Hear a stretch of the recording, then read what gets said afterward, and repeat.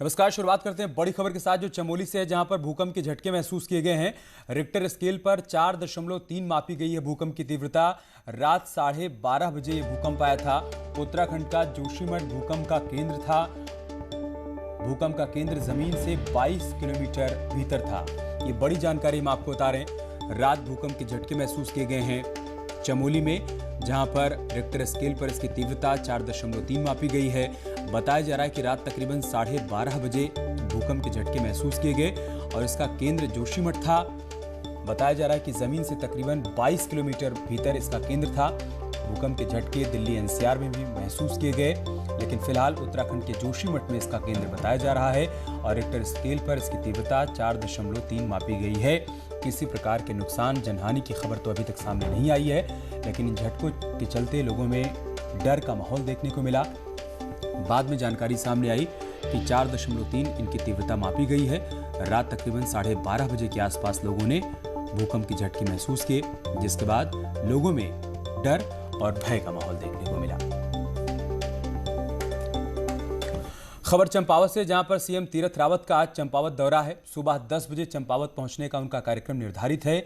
जिला अस्पताल का इस दौरान सीएम निरीक्षण करेंगे। अधिकारियों के साथ समीक्षा बैठक भी करेंगे, ताकि कोविड नियंत्रण को लेकर अधिकारियों से फीडबैक ले सकें, चर्चा कर सकें कि अभी तक जो कदम उठाए गए हैं कितने प्रभावी रहे हैं, आगे और क्या कुछ एक्शन प्लान बनाया जा सकता है। इसको लेकर आज वो अधिकारियों के साथ समीक्षा बैठक करने वाले हैं। तो सुबह 10 बजे से उनके दौरे की शुरुआत हो जाएगी चंपावत में। सबसे पहले जिला अस्पताल का निरीक्षण करेंगे, जहां जो मरीज भर्ती हैं उनसे बातचीत करेंगे, संवाद करेंगे, पूछेंगे कि उनको बेहतर इंतजामात मिल पा रहे हैं या नहीं मिल पा रहे हैं, किसी प्रकार की कोई दिक्कत और परेशानी तो नहीं है। इसके बाद वो अधिकारियों के साथ समीक्षा बैठक भी करेंगे। इस समीक्षा बैठक में कोविड मैनेजमेंट को लेकर की गई तैयारियों पर वो अधिकारियों के साथ बातचीत करेंगे।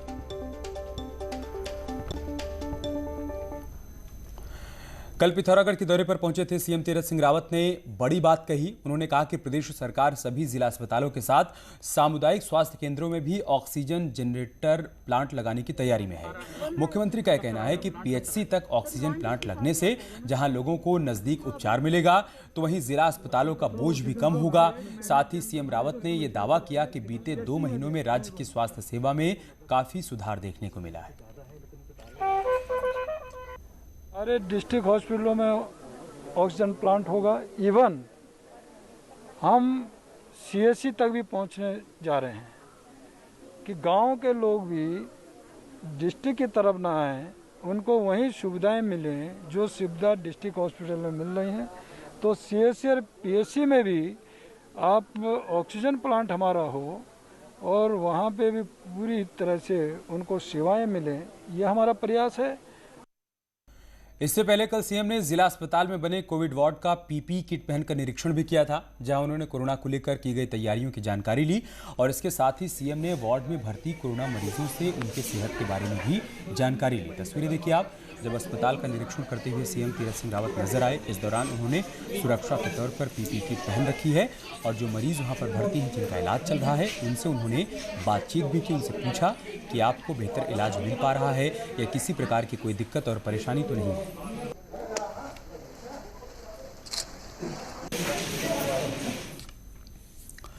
25 मई को खत्म होने जा रहे कोविड कर्फ्यू को सरकार 31 मई तक बढ़ा सकती है। सरकार आज हालात की समीक्षा के बाद ये फैसला लेगी, जिसको लेकर आज कर्फ्यू की नई गाइडलाइन भी जारी हो सकती है। ये बड़ी खबर हम आपको बता रहे हैं। 31 मई तक कोविड कर्फ्यू बढ़ाया जा सकता है। फिलहाल आज बैठक होगी, उस बैठक के बाद ये तय किया जाएगा कि कोविड कर्फ्यू की अवधि क्या रखी जाए, कितना बढ़ाया जाए। लेकिन संकेत यही मिल रहे हैं कि अन्य राज्यों की तरह 31 मई तक कोविड कर्फ्यू को बढ़ा दिया जाएगा, जिसके बाद नई गाइडलाइन भी सरकार की तरफ से जारी की जा सकती है। तो 31 मई तक राज्य में कोविड कर्फ्यू बढ़ाया जा सकता है, क्योंकि कोरोना की चेन को तोड़ने में जो कामयाबी मिली है, सरकार चाहती है कि उसको और आगे बढ़ाया जाए। कोरोना की चेन को पूरी तरीके से तोड़ दिया जाए, कोरोना संक्रमण को फैलने से रोका जाए। लिहाजा 31 मई तक कोरोना कर्फ्यू बढ़ाया जा सकता है। हालांकि इस दौरान आवश्यक सेवाएं बहाल रहेंगी, उनको कोविड कर्फ्यू से बाहर रखा जाएगा, लेकिन जो लोग गैर जरूरी तरीके से घरों से बाहर निकलेंगे उनके खिलाफ एक्शन लिया जाएगा। में आशा के अनुरूप परिणाम आए तो सरकार जनता को ढिलाई देने का काम भी करेगी, लेकिन अगर आशा अनुरूप नहीं आए तो उनका और ज्यादा कड़ाई की जाएगी। आगे बढ़ते और बात करते हैं एक और बड़ी खबर की। सबसे पहले अब आपको कोरोना अपडेट बता देते हैं। रविवार को प्रदेश में कोरोना के 3050 नए मामले सामने आए, वहीं 53 गंभीर मरीजों की मौत हो गई। हालांकि इस दौरान 6100 से ज्यादा मरीज ठीक भी हुए, जिसके बाद अब रिकवरी रेट 79% हो गया है। वहीं अब भी प्रदेश में 54,000 से ज्यादा एक्टिव केस हैं। तो कोविड अपडेट क्या है वो हम आपको बता रहे हैं। अच्छी बात यह है कि रिकवरी रेट लगातार बढ़ता जा रहा है, 79% पहुंच गया है। हालांकि राज्य में अब भी 54,000 एक्टिव केस हैं। रविवार को 3050 नए केस सामने आए और बीते 24 घंटे में 53 गंभीर मरीजों की मौत हो गई है संक्रमण के चलते। राहत की बात यह रही कि 6100 लोग ऐसे भी थे जो कि स्वस्थ होकर अपने घर गए।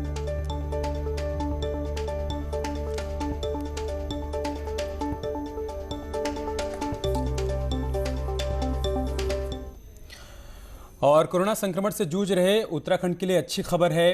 अच्छी खबर यह है कि यहाँ पर रिकवरी रेट लगातार बढ़ता जा रहा है, जैसा कि हमने आपको बताया भी। हमारे सहयोगी सुनील नवप्रभात इस वक्त हमारे साथ जुड़ चुके हैं। सुनील, आज सीएम के भी कई कार्यक्रम हैं। आज वो जिला अस्पताल का निरीक्षण भी करेंगे, जहां पर वो अधिकारियों के साथ समीक्षा बैठक भी करेंगे। और एक संकेत ये भी मिल रहा है कि 31 मई तक कोविड कर्फ्यू बढ़ाया भी जा सकता है। क्या जानकारी है आपके पास इन सारी बातों को लेकर? देखिए अमित, दोपहर के बाद मुख्यमंत्री देहरादून लौट के आ जाएंगे। चंपावत में उनका जो कोविड केयर सेंटर है, डिस्ट्रिक्ट हॉस्पिटल है, उसका निरीक्षण करेंगे। वहाँ पर अधिकारियों के साथ समीक्षा करेंगे और उसके बाद दोपहर बाद देहरादून लौटेंगे। दोपहर बाद यहाँ पर एक मीटिंग हो सकती है, क्योंकि जो अभी तक कोविड कर्फ्यू था उसकी कल सुबह 6 बजे तक समय सीमा है। और जिस तरह से सरकार के प्रवक्ता सुबोध उनियाल ने संकेत दिए हैं कि सरकार 31 मई तक अगले एक हफ्ते के लिए और कोविड कर्फ्यू को बढ़ा सकती है, क्योंकि अभी तक जो कोविड कर्फ्यू रहा है अमित, तो उसके काफ़ी पॉजिटिव साइन यहाँ पर देखने को मिले हैं। कि जिस तरह से आपने कल भी देखा कि 3000 नए पॉजिटिव केस आए, तो 6000 लोगों ने रिकवर भी किया। लगातार ये आंकड़ा घट रहा है पॉजिटिव केसों का। लेकिन इस सब के बीच एक चिंताजनक बात यह है कि जो डेथ रेट है वो पैरेलल बना हुआ है। अगर हम पिछले हफ्ते की बात करें, जो 62वां हफ्ता यहाँ पर गुजरा, वो सब कुछ सकारात्मक रहा कि वहाँ पॉजिटिव केस कम आए, रिकवरी ज़्यादा हुई, हॉस्पिटल्स में अब लोगों को आसानी से बेड उपलब्ध हो जा रहे हैं। लेकिन जो मौतों का आंकड़ा है वो लगातार वो पैरेलल बना हुआ है, क्योंकि 62वें हफ्ते में एक हफ्ते में 1111 मौतें हुई, जो अब तक का सर्वाधिक रिकॉर्ड था। जबकि इसी हफ्ते में तमाम चीज़ें माइनस में गई, पॉजिटिव केस कम आए, रिकवरी ज़्यादा हुई। तो इसको लेकर सरकार की चिंता बनी हुई है, क्योंकि अर्बन एरिया में जो कोविड कर्फ्यू है उसका काफ़ी इम्पैक्ट सामने आ रहा है, देखने को मिल रहा है। लेकिन जो रूरल एरिया हैं, ग्रामीण क्षेत्र हैं, वहाँ पर अभी भी काफ़ी दिक्कतें बनी हुई हैं, काफ़ी परेशानियाँ बनी हुई हैं। गांव के गांव कोविड संक्रमण की चपेट में है। इसको देखते हुए अंदाज़ा लगाया जा रहा है कि सरकार जिस तरह से कोविड कर्फ्यू बढ़ाएगी तो ग्रामीण क्षेत्रों में जो सख्ती है उसको बरकरार रखा जा सकता है। मैदानी क्षेत्रों से जो पहाड़ों को जाने के लिए अभी तक जो RT-PCR रिपोर्ट की बाध्यता है उसको एज इट इज़ रखा जा सकता है। लेकिन मैदानी क्षेत्रों में हो सकता है कि सरकार कुछ थोड़ा बहुत ढील दे दे। जी, वैक्सीनेशन को लेकर क्या अपडेट है सुनील?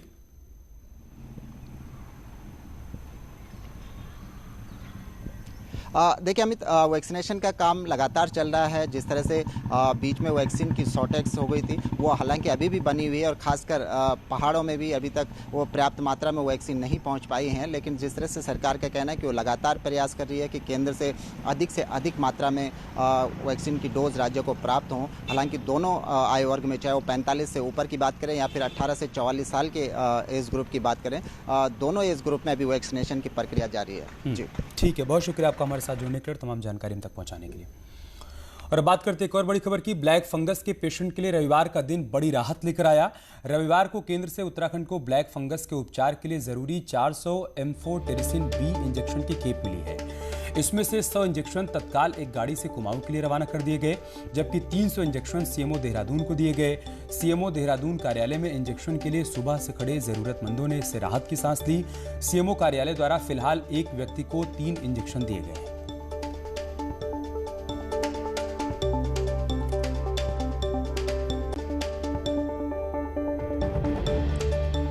ब्लैक फंगस से 2 और मरीजों की मौत हो गई है, बड़ी खबर सामने आ रही है। और इसके साथ ही संख्या बढ़कर 9 पहुंच गई है। रविवार को एम्स ऋषिकेश और रुद्रपुर में ब्लैक फंगस से संक्रमित एक मरीजों की मौत हो गई। इसके साथ ही एम्स में इस बीमारी से मरने वालों की संख्या 6 पहुंच गई है। जॉली ग्रांट हॉस्पिटल में भी 2 मरीज दम तोड़ चुके हैं। एम्स में ब्लैक फंगस के अभी तक कुल 74 केस सामने आए हैं और फिलहाल एम्स में 67 मरीजों का इलाज अभी भी चल रहा है। दूसरी ओर जॉली ग्रांट हॉस्पिटल में अभी तक ब्लैक फंगस के 17 केस सामने आ चुके हैं। जौलीग्रांट में फिलहाल में 10 मरीजों का इलाज अभी चल रहा है।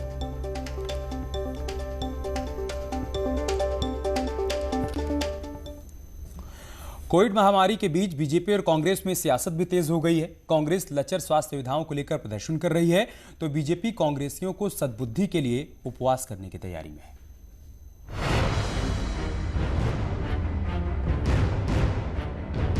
कोविड काल में जब सियासी प्रोग्राम ठप हो गए तो एजेंडा कोविड के इर्द गिर्द केंद्रित हो गया। बीजेपी कांग्रेस ने महामारी से पीड़ित लोगों की मदद के लिए कंट्रोल रूम खोले, एम्बुलेंस सेवाएं भी शुरू की गई। ऑक्सीजन सिलेंडर से लेकर हॉस्पिटल में बेड दिलाने को लेकर भी खूब राजनीति हुई। कांग्रेस बेहाल स्वास्थ्य सेवाओं का मुद्दा बनाकर प्रदर्शन कर रही है, तो बीजेपी कांग्रेसियों को सद्बुद्धि के नाम पर सोमवार को सांकेतिक उपवास करने जा रही है। कांग्रेस समाज सेवा के काम में लगे। कोरोना के संक्रमण काल में कांग्रेस अपने नेताओं का कहा माने, उनके बड़े नेताओं की वो नसीहत माने। केवल इस उद्देश्य के लिए मैं आधे घंटे के लिए उपवास पर बैठा। वहीं बीजेपी के इस ऐलान पर कांग्रेस ने पलटवार किया। कांग्रेस का कहना है कि पूरे प्रदेश में स्वास्थ्य व्यवस्थाओं को लेकर हाहाकार मचा है, इसीलिए उपवास तो सरकार को सद्बुद्धि देने के लिए होना चाहिए। अरे हमारी सद्बुद्धि के लिए नहीं, सरकार की सद्बुद्धि के लिए जो है उपवास रखो। पूर्व मुख्यमंत्री क्या कह रहे हैं, मंत्रीगण क्या कह रहे हैं, विधायक क्या कह रहे हैं, इसके लिए उपवास रखो मदन कौशिक जी। कोरोना से भले ही लोग परेशान हो, लेकिन सियासतदान सियासत का तरीका जरूर ढूंढ लेते हैं। देहरादून से न्यूज़ 18 के लिए सुनील नवप्रभात की रिपोर्ट। कोविड महामारी के दौर में सावधानी को ही ग्रामीणों ने अपना सुरक्षा कवच बनाया है और कोविड नियमों को ही अपनाकर टिहरी के कोटी गांव के लोगों ने पूरे गांव को सुरक्षित रखा है।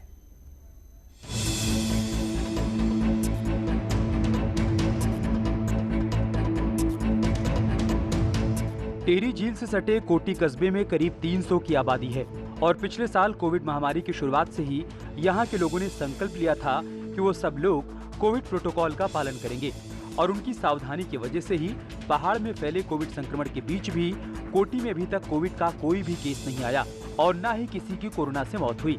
कि अभी तक पूरे 1-1.5 साल के अंतराल में यहाँ पर एक भी कोरोना पॉजिटिव का केस नहीं आया और ऊपर वाले की कृपा से अभी तक कोरोना के कारण कोई भी मौत नहीं हुई। बाहर से आने वाले आदमी को रोकते भी हैं, देखभाल करते हैं सर, और एक दूसरे को ज़्यादा लोगों के सामने खड़ा नहीं होने देते और सब प्रशासन भी हमारी मदद करे, सब पुलिस भी बहुत मदद कर रही है और हम लोग भी आगे के लिए ऐसे सतर्क रहेंगे। कोटी के लोगों ने जागरूकता की शुरुआत पहले अपने घर से की और पुलिस प्रशासन के साथ मिलकर लोगों को कोविड गाइडलाइन का पालन करने के लिए जागरूक भी किया। यही नहीं, मास्क, सैनिटाइजेशन और सोशल डिस्टेंसिंग अपनाने के साथ ही ग्रामीणों ने बाहरी इलाकों की आवाजाही पर पूरी तरीके से रोक लगा दी। तो उन लोगों की वजह से हम ना जहाँ किसी को बाहर से किसी को आने दे रहे हैं, ना ही कोई आ रहा है और हम सब जागरूक हैं, हम सब कोविड के नियमों का पालन कर रहे हैं। इस कारण यहाँ कोई केस अभी तक पॉजिटिव नहीं आया है। और जो हमारी कॉलोनियाँ हैं, कॉलोनियों में भी लोग पूरी तरह से मतलब अपने नियमों का पालन कर रहे हैं। जो कोविड नियम है उनके नियमों का पालन कर रहे हैं, इसलिए यहाँ पे अभी तक ऐसा कुछ हुआ नहीं है। टिहरी में जिस तरह शहर, कस्बों और गाँव में कोविड के केस बढ़ रहे हैं, ऐसे में कोटी के लोगों ने सभी के सामने एक बेहतरीन उदाहरण पेश किया है और कोविड महामारी से लड़ने में सावधानी को ही अपना हथियार बना लिया, जिससे आज वो सभी लोग सुरक्षित हैं। न्यूज़ 18 के लिए टिहरी से सौरभ सिंह की रिपोर्ट। यहाँ रुक रहे एक छोटे से ब्रेक के लिए, जल्द लौटेंगे कुछ और खबरों के साथ।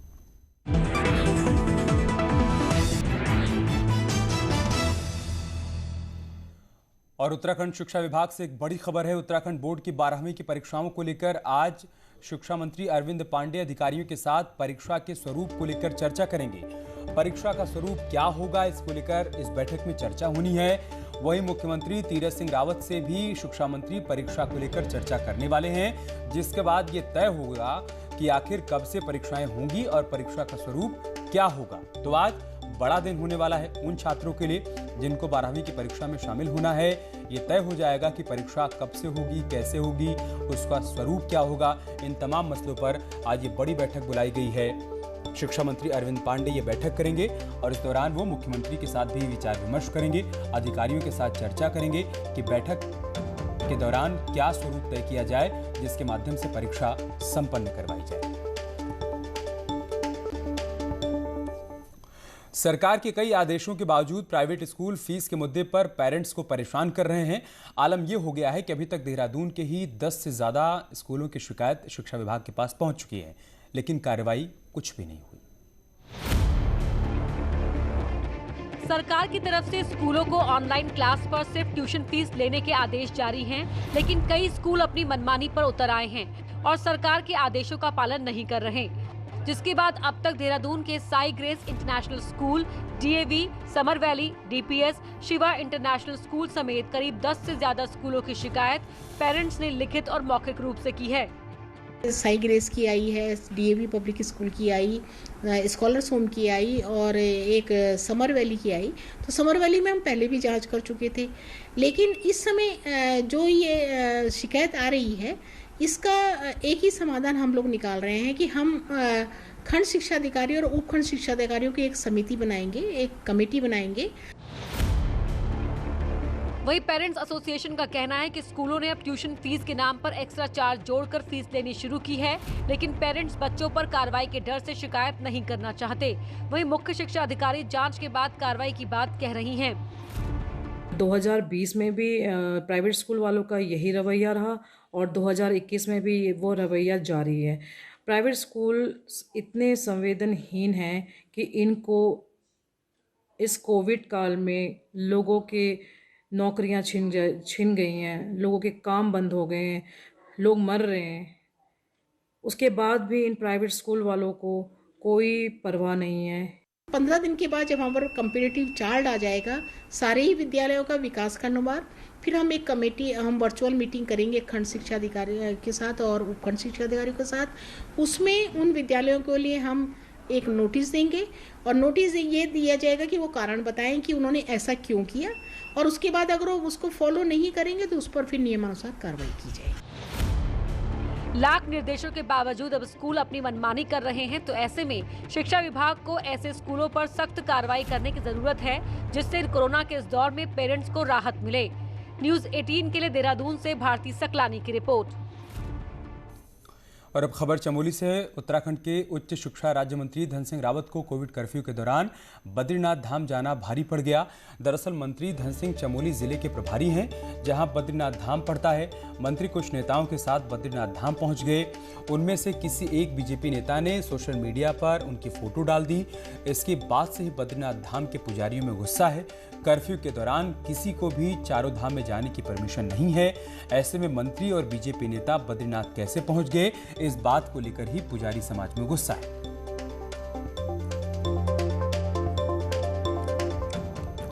और बुलेटिन में बात करते हैं पिथौरागढ़ की, जहां पर रविवार को घटिया बगड़ लिपुलेख रोड में एक दर्दनाक हादसा हो गया और 3 लोगों की मौत हो गई। यह हादसा उस समय हुआ जब जेसीबी मशीन से रोड काटने का काम किया जा रहा था, लेकिन इसी दौरान एक भारी पहाड़ी दरक कर जेसीबी मशीन पर आ गिरी, जिसके चलते मशीन पर सवार 3 लोगों में से बताया जा रहा है कि तीनों गहरी खाई में चले गए और तीनों की मौके पर ही मौत हो गई।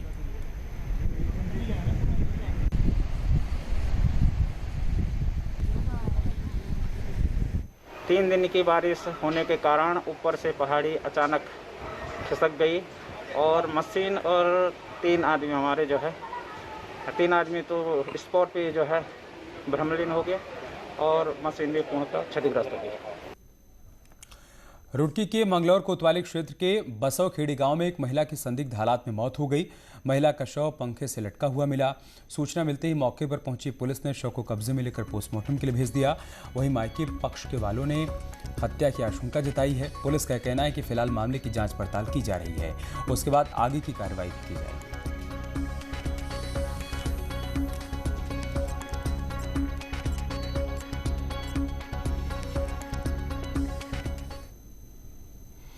कोविड जैसी महामारी के बीच में नशे की तस्करी का खेल जारी है। चंपावत जिले की टनकपुर पुलिस ने 7 ग्राम से अधिक स्मैक के साथ 3 तस्करों को गिरफ्तार किया। पुलिस के मुताबिक स्मैक तस्करी में शामिल 3 लोगों को छीनी गोट इलाके में पकड़ा गया। तीनों तस्कर टनकपुर के रहने वाले हैं। पुलिस ने NDPS एक्ट के तहत मुकदमा दर्ज कर सभी को जेल भेज दिया है।